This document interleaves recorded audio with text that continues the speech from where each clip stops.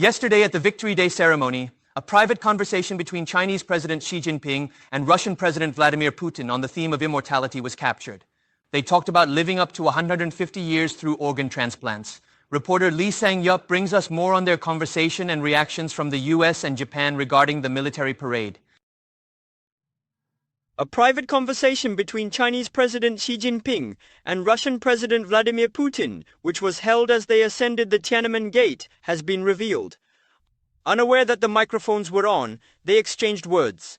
President Putin noted that living past 70 was rare in the past, but nowadays, being 70 is akin to being a child. President Xi responded by saying that human organs can continue to be transplanted and immortality is possible. Some people predict that humans might live up to 150 years in this century.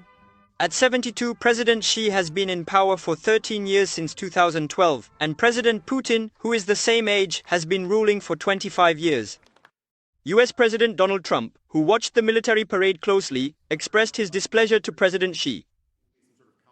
The reason is that despite the US fighting alongside Chinese forces against Imperial Japan in World War II, China President Xi made no mention of American help in his Victory Day speech. President Xi is a friend of mine, but I thought that the United States should have been mentioned last night during that speech because we helped China very, very much.